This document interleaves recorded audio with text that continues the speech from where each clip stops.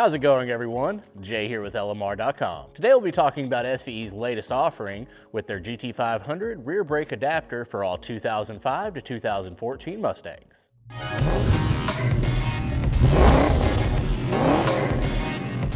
Have you been wanting a brake upgrade on your S197 without breaking the bank? Well, look no further. SVE has stepped up yet again with their rear caliper adapter brackets. These brackets will be made here in the USA, constructed of CNC machined T6061 billet aluminum and produced with the highest quality standards. SVE also includes proper 10.9 grade zinc plated hardware to make this installation a walk in the park. SVE will offer this adapter in two different configurations. You can order the adapters by themselves or in a kit with an OEM Ford 1314 GT500 rear rotor. Unlike others on the market, the main benefit of this kit will be that you do not have to remove the rear axles from the housing. This will cut the installation time in half and will also cut down on the overall cost. This kit will take you from the factory 11.8-inch rotor to a massive 13.8 inches out back. This is not only aesthetically pleasing with larger aftermarket wheels, but will provide you with reduced stopping distances on and off the track. Today we're going to show you how to install this on an S197 chassis. Let's head over and show you how simple these are to install. Some of the tools you will need will be a lift or jack and jack stands,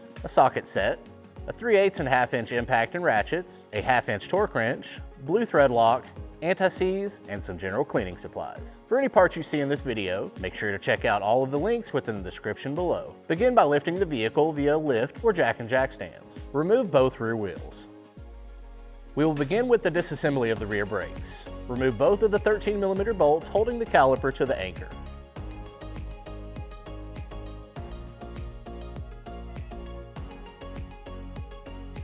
Once these are out, you'll be able to pull these apart. Hang up the caliper with a small section of coat hanger to the frame or chassis. At this time, we chose to remove both pads from the vehicle. The Caliper Anchor mount will be bolted to the axle flange by two 15mm bolts. Break these loose, and then you'll be able to remove this from the car.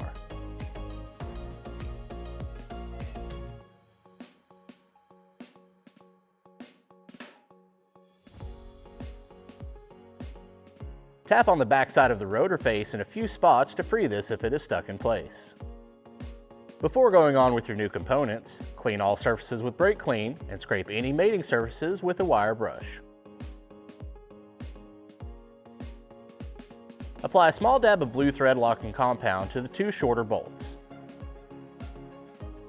Align the SVE bracket to the factory axle flange and then thread these two shorter 16mm bolts in by hand.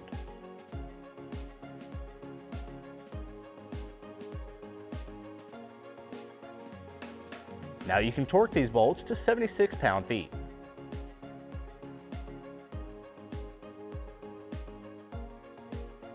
Also, take this time to clean both of your rotors with quality brake clean and a lint-free towel.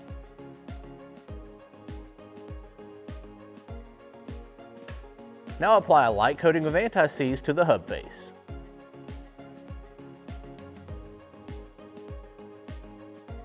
Slide on your rotor and use a few washers and one of your lug nuts to hold the rotor in place. Using a caliper compressing tool, ensure the piston is fully seated within the caliper.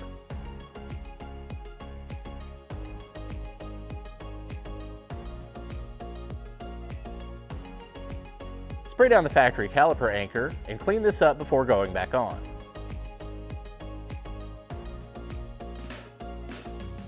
Once you have cleaned the anchor, we're going to take this time to inspect your slide pins and dust boots.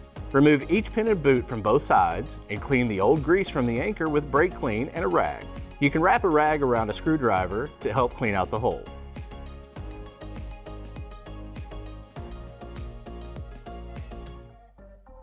Also, you can use a wire brush here to clean the mating surface for both the boot and the pin. Check over your boots for any rips and tears. If you need replacements, we have you covered. Check out the links in the description below. If you're going to reuse your stock pins and boots, make sure to clean these thoroughly. We opted to go back in with new parts here. Make sure the pin is lubricated with a quality brake grease. Slide the boot over the pin and make sure it is seated.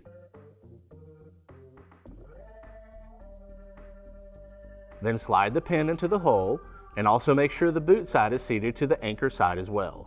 Repeat these steps for the other side. Make sure both flat edges are facing inward. Take this time to clean your factory caliper bolts. These will be used in a later step. Now apply a small dab of blue thread locking compound to the 2 longer bolts at this time.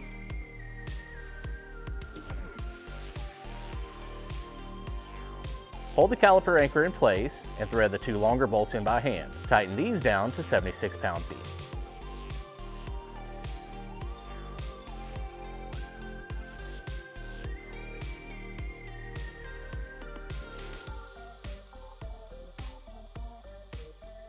Moving forward, we're now going to install the anti-rattle clips. Position both of the clips into place.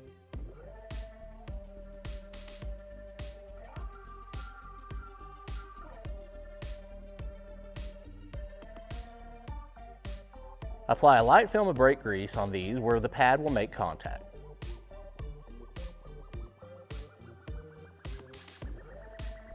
Since you will be installing a new rotor on your vehicle, it is in your best interest to install a new set of pads at this time. Set the pads in place on the anchor and make sure that the spring clips are centered.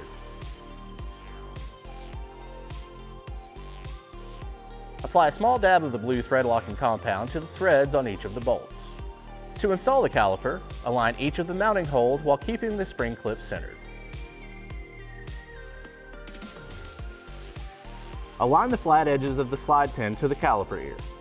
This will ensure the slide pin is locked in place when installing the hardware. Thread in the caliper to anchor bolts and then tighten each of these 13mm bolts to 24 pound-feet.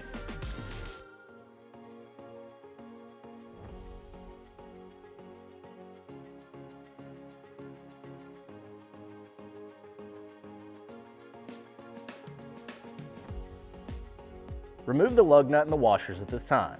Repeat these steps for the other side, reinstall both rear wheels, and torque these down to your manufacturer's specifications. Check over your work and you are all done. Alright everybody, I hope this video has helped you have a better understanding of how to install SVE's GT500 rear brake adapters. Remember, all parts shown in the video can be found within the description below. Overall, this one should roughly take you about an hour per side to complete. If you liked this video, make sure to smash that like button. Subscribe to our channel if you have not already, and turn on notifications to keep you up to date with any new tech info we release. And as you already know, make sure to keep it here with the real Mustang enthusiasts at LMR.com.